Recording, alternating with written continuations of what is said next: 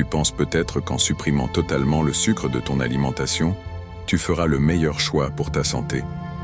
C'est logique. Le sucre est souvent accusé de tous les maux: prise de poids, fatigue, inflammation, troubles digestifs, troubles de l'humeur. Alors tu te dis, autant l'enlever complètement. Mais est-ce vraiment une bonne idée? Et si, en cherchant à bien faire, tu créais un autre déséquilibre, plus sournois encore? Aujourd'hui, on va parler du sucre. Pas pour le diaboliser ni pour t'en faire l'éloge, juste pour t'aider à comprendre. Parce que ton corps, lui, sait très bien ce qu'il fait avec le sucre. Le problème n'est pas toujours dans le sucre lui-même, mais plutôt dans notre rapport à lui. Quand on parle de sucre, on pense souvent au sucre blanc, aux bonbons, au soda. Mais il y a aussi le sucre naturellement présent dans les fruits, les légumes, ou encore dans le lait. Ton cerveau en a besoin, ton foie aussi. En fait, ton corps fonctionne en grande partie grâce au glucose, une forme de sucre. Le vrai souci, ce n'est pas le sucre en soi, c'est l'excès, l'accumulation, la surconsommation, souvent inconsciente. Et c'est là que ça devient intéressant. Beaucoup de gens pensent qu'en arrêtant totalement le sucre, ils vont retrouver de l'énergie, perdre du poids, avoir une peau plus nette. Et parfois, c'est vrai. Mais ce n'est pas automatique, parce que tout dépend de la manière dont on arrête, et surtout de ce qu'on met à la place. Supprimer le sucre, c'est parfois remplacer un problème par un autre. Trop de frustration, trop de produits sans sucre, mais ultra transformés, ou encore un déséquilibre dans l'apport en glucides essentiels. Le sucre, comme tous les nutriments, a sa place. C'est la qualité et la quantité qui comptent.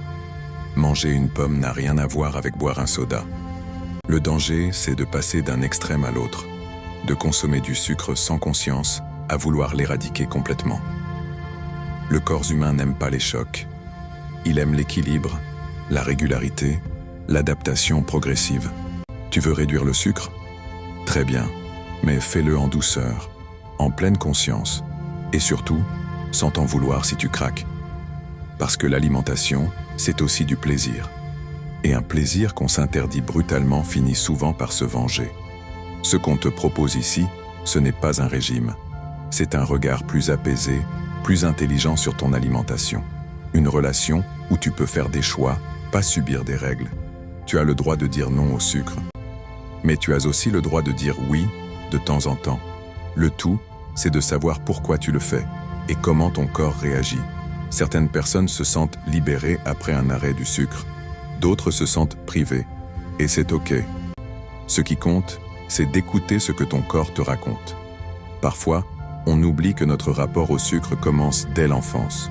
Une récompense, une fête, un réconfort après une chute ou une mauvaise journée. Le sucre, c'est souvent émotionnel. C'est une mémoire qu'on transporte avec nous, bien au-delà de la simple nutrition.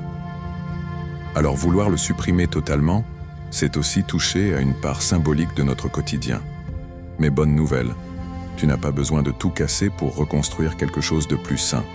Il suffit de rééquilibrer, de revoir petit à petit tes habitudes, remplacer les sucres rapides par des sources plus naturelles, diminuer la fréquence, pas forcément tout éliminer, écouter ton corps après chaque repas, observer ton énergie, ton sommeil, ta digestion, et tu verras, plus tu seras à l'écoute, moins tu seras dans le contrôle.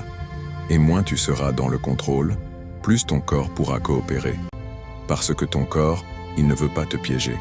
Il veut t'aider. Il veut te stabiliser. Il suffit de lui donner les bonnes infos. Et ces infos, ce sont tes choix. Remplacer le sucre raffiné par du miel, par exemple. Ou par une date. Ou un fruit frais. Ne pas manger par réflexe, mais par intention.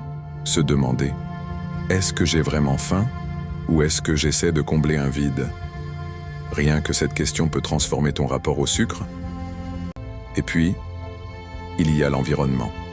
Ce qu'on garde dans ses placards, ce qu'on commande au resto, ce qu'on regarde en ligne. Tout ça influence nos envies, nos impulsions. Créer un environnement qui t'aide à faire les bons choix sans y penser, c'est une forme d'intelligence alimentaire. Tu n'es pas faible si tu as envie de sucre. Tu es humain. Et tu peux faire des choix conscients, sans pression. Tu peux décider d'en manger ou pas, mais sans jamais te juger. Parce que ce chemin-là, c'est le tien. Et personne d'autre n'a le droit de te dire ce que tu devrais faire. Alors voilà. Tu n'as pas besoin de bannir totalement le sucre pour être en bonne santé. Tu as juste besoin de reprendre la main, avec douceur, avec lucidité.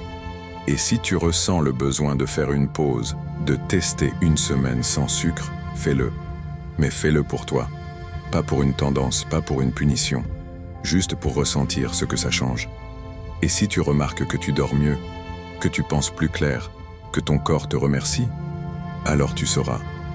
Pas parce qu'on te l'a dit, mais parce que tu l'auras vécu. Et ça, c'est la plus belle des motivations. Dis-moi en commentaire ce que tu as déjà tenté pour réduire le sucre. Et si cette vidéo t'a éclairé, pense à t'abonner à Nutri Vitalité. On avance ensemble, sans pression, avec conscience.